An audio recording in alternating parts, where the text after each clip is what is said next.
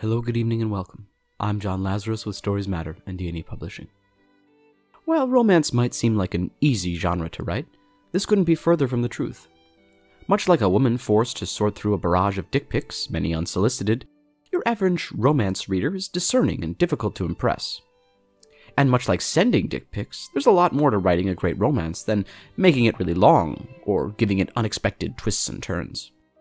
We'll learn how to transform our romance novel from a poorly cropped, blurry shot of your manhood into a fleshed-out striptease that hides as much as it reveals on this edition of Stories Matter.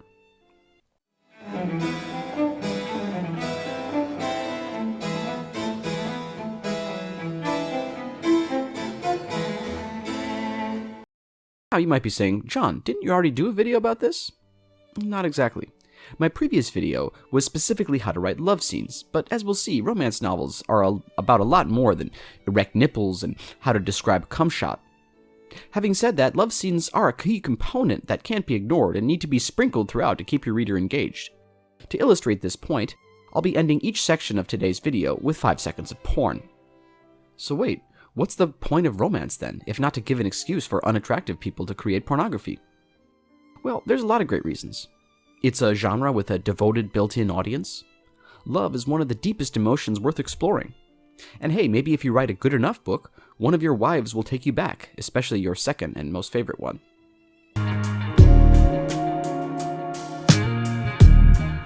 Step 1. What's the motivation? I want you to think about motivation as different from goals. For example, your goal might be to write a great book, but motivation goes deeper, exploring the underlying meaning behind that goal, which for a writer might be proving to their parents that they weren't a mistake, or proving to your wife that you can feel emotions, and the only reason you acted so distant is because you put so much of yourself into your work. In a romance novel, the goal for the heroine is very simple: to score a love interest and get him to dump his seed inside her. But the motivation is what makes your story interesting. You could develop her backstory to explain her desire. For example, in my 2006 romance novel, Above the Rim, the heroine craves the lanky love interest because she lost her virginity in the bathroom of an NBA arena. This motivation works in the other direction as well. It can establish conflict and drive the heroine away from the love interest. Maybe she's hesitant after a slew of handsome gentlemen turned out to be court-ordered couriers serving legal papers. Or maybe, for example, she's reluctant to let herself fall in love because this new man looks, sounds, and acts like a 20 years older version of her father who left their family when she was a girl.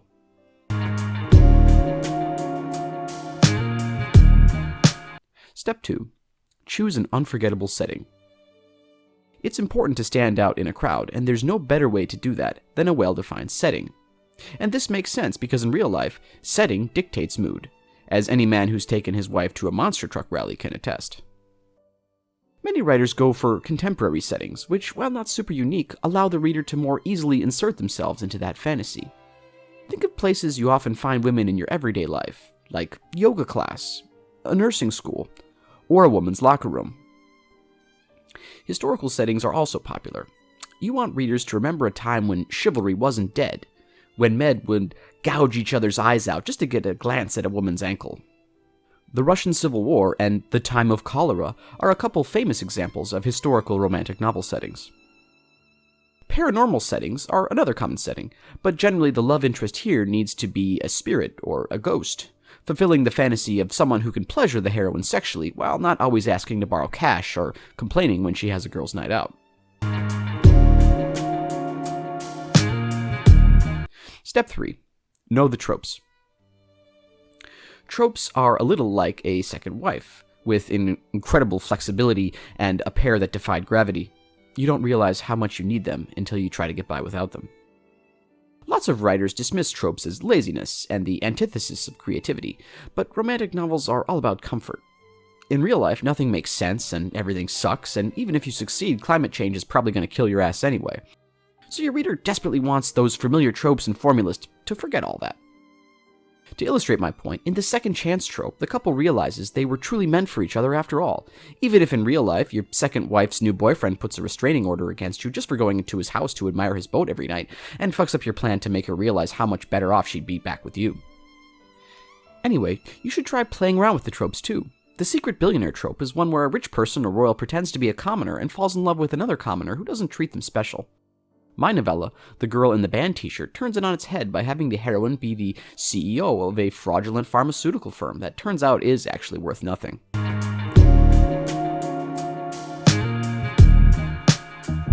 Step 4. Always choose a happy ending. Just like any man who happens to pick up a Chinatown newspaper, your reader is looking for a happy ending. And it doesn't matter if this happy ending, much like yours, is fleeting and only briefly helps you forget how lonely you truly are.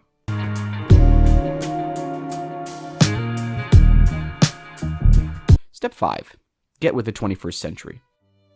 Finally, while romance novels have often been seen as a genre written by hetero-cis women, for hetero-cis women, about hetero relationships, things have changed.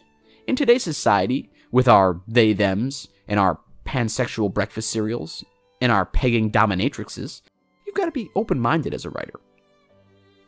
It's good to know your audience. I've found that millennial women like at least a pair of ass-eating scenes in each novel. And more often than not, Gen Z readers prefer if it's the man that gets pregnant. And happily ever after is almost never a wedding anymore, but rather the opening of a cute little bakery, or becoming the highest paid boy-girl couple on OnlyFans. But the deeper truths and feelings are the same as they've always been. After all, however we identify, all any of us really want is complete and utter devotion and adoration. Please take me back, Cindy. That's all for today. If you haven't already, please hit that subscribe button, and I'll leave you with this week's author quote of the week. See you on the next one.